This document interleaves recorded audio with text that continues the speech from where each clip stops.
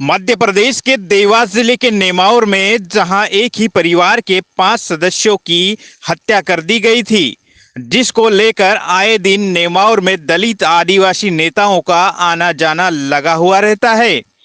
वहीं 25 जुलाई को गुजरात राज्य के भारतीय ट्राइबल पार्टी के राष्ट्रीय अध्यक्ष एवं विधायक महेश भाई वसावा सहित राजस्थान के पूर्व विधायक देवेंद्र सिंह कटारा सहित हजारों की संख्या में बीटीपी एवं बीटीएस के कार्यकर्ता नेमावर पहुंचे, जहां सबसे पहले मृतकों को श्रद्धांजलि अर्पित की गई। उसके बाद पीड़ित परिवार से चर्चा की गई। कार्यकर्ताओं ने घटना को लेकर मीडिया के सामने क्या कुछ कहा, आप सुने।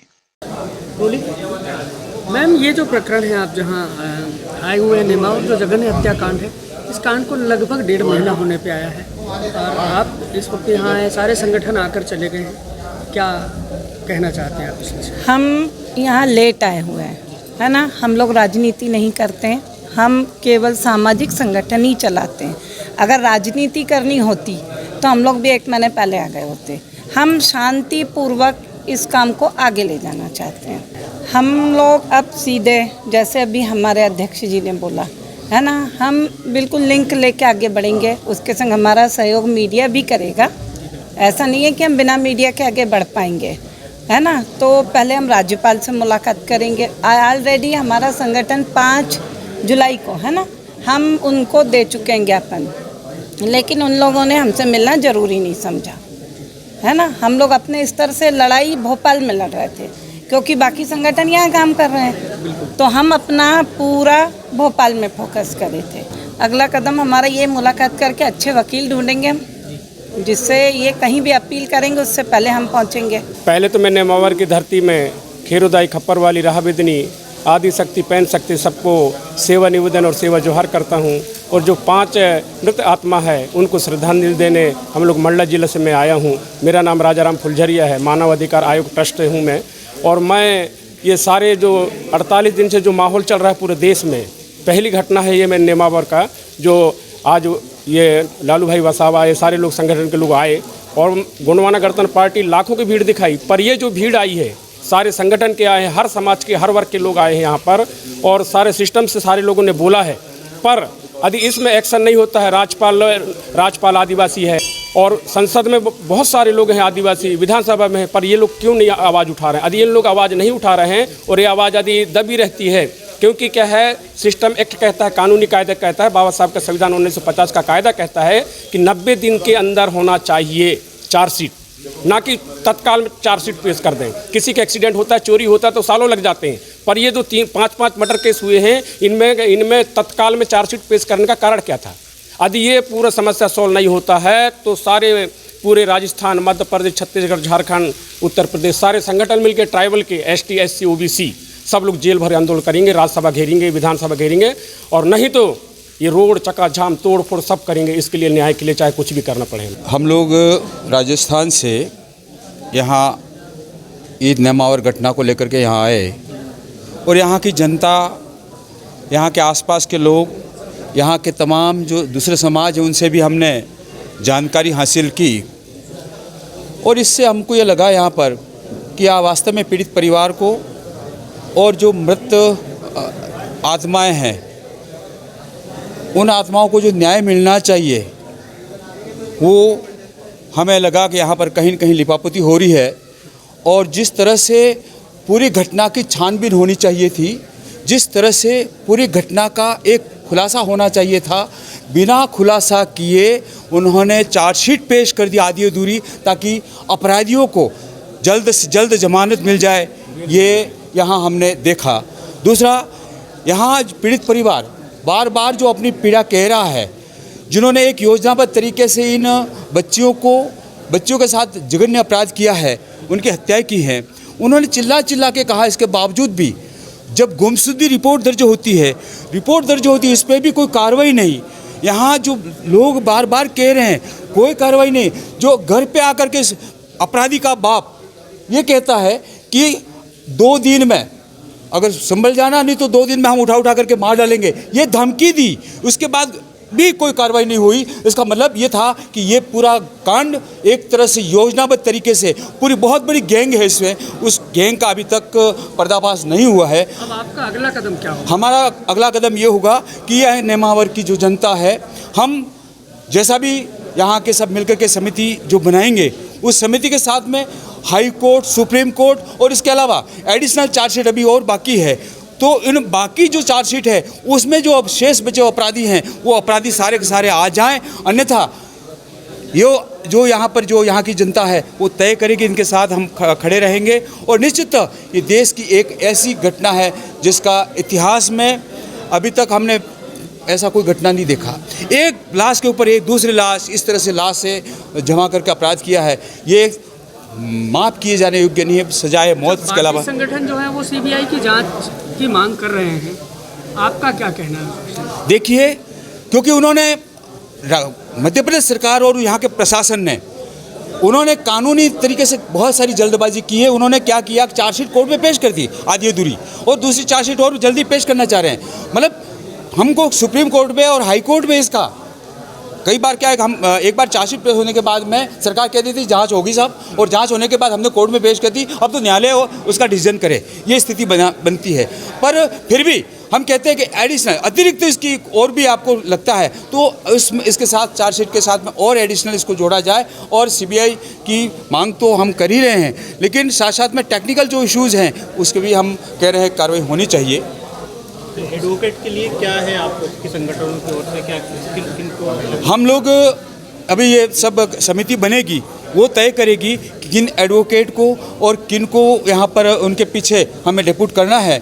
और ये पूरा समाज, जैसे जिन एडवोकेट को हम डेप्यूट करेंगे वो पूरा समाज उसको सहयोग देगा। और भी एडिशनल यहाँ विजिट भी हम कराएंगे एडवोकेट लोगों की कि भाई आप यहाँ पर विजिट कीजिए। विजिट करने के बाद आपके ध्यान में जो बिंदु आते हैं, जो परिस्थितियाँ आती हैं, जो साक्ष्य आते हैं, उन साक्ष्यों का आप कलेक्शन करके जब आप पैरवी करेंगे, निश्चित इन बिंदुओं को भी आप उठाएंगे, ऐसा हमारा सबका समिति का मानना रहेगा। देखिए, मैं पहले तो मैं अपना परिचय बता दूं।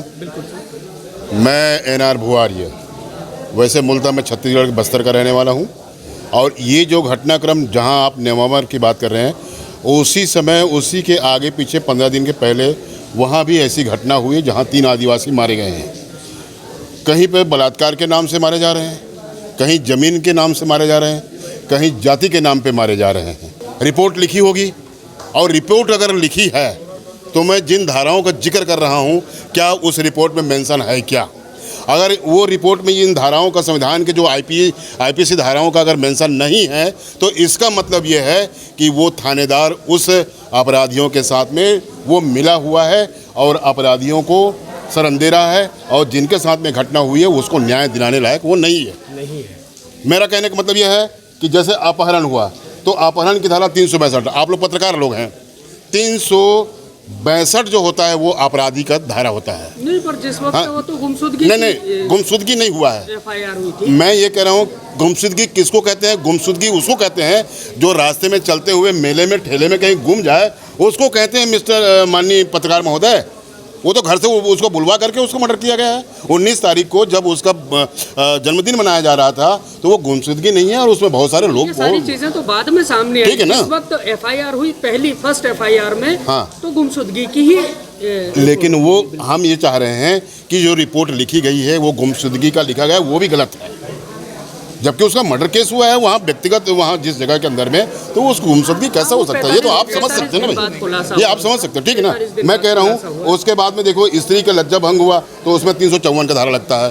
मैं चार्जशीट फाइल में मैं वही देखना चाहता हूँ आपके माध्यम से, जब आप इसको डेविड को दिखाएंगे ना, तो ये धाराओं का, इन धाराओं का, एक मिनट, इन धाराओं का आप, एक मिनट, उन धाराओं का आप इनसे जिक्र करिए कि हत्या हुआ तो 302 आपको मालूम है, उसके बाद बलात्कार हुआ 376 हुआ, और उसके बाद में जो छीना झपटी हुई 412 का केस लगा धारा का, और उसके बाद में उसका जो छल कपट किया गया 415 का किया गया, धारा है कि नहीं है। उसकी साक्ष्य को मिटाया गया तो 191 पुलिस के ऊपर लगता है। और उससे बड़ा अपराध जहां मान ली जाए कि जब उसकी जो हत्या हो जाता है, आजीवन कारावास का, इन धाराओं के पीछे में जब मर्डर हो जाता है, बलात्कार होता है, तो आजीवन कारावास की जब धारा लगाते हैं तो 511 का आईपीएस के धारा के तहत 511 का आजीवन कारावास का धारा लगता है। तो मैं इन धाराओं को आपके माध्यम से या पुलिस प्रशासन से या प्रदेश की सरकार से जानना चाहता हूं कि जब इतनी बड़ी जघन्य अपराध हुआ है, कभी किसी वर्ल्ड में नहीं हुआ होगा, किसी देश में नहीं हुआ होगा, वो किसी भी समाज की माँ बहन हो। दिल्ली में हुआ निर्भया कांड, वो भी एक बहन है, हमारी समाज की, देश की बहन है। आज यहाँ हुआ है, कल और कहीं होगा और हो रहा होगा। क्या इस देश की सरकारें, प्रधानमंत्री, राष्ट्रपति, कार्यपालिका, न्यायपालिका, व्यवस्थापिका, क्या ये बैठे हुए हैं? आपके हमारे चिल्लाने से, आपके हमारे कहने से हम जब जाएंगे, रिपोर्ट लिखवाएंगे, उनसे न्याय मांगेंगे, तब क्या ये न्याय देंगे? मुझे लगता है, मुझे विश्वास नहीं है इनके ऊपर में कि ये न्याय दें। मानवता को शर्मसार करने वाली घटना है। जो इनकी जो घटना के अंदर जो विषय है वो तो बाहर आया ही नहीं अभी तक। ना वो आरोपी पकड़े गए, जो आरोपी है इसमें तो 3 आदिवासी पकड़े गए, लेकिन मेन आरोपी जो लड़की के लिए 5 को दफना गए, जो लड़के का बाप है वहाँ, जो इसका नाम तो मैं जानता नहीं हूँ, लेकिन वो राजपूत है, तो वो यहाँ आके धमकी दे के गया था और धमकी दिया कि तुम मेरी लड़की को समझाओ नहीं तो मैं मार डालूँगा।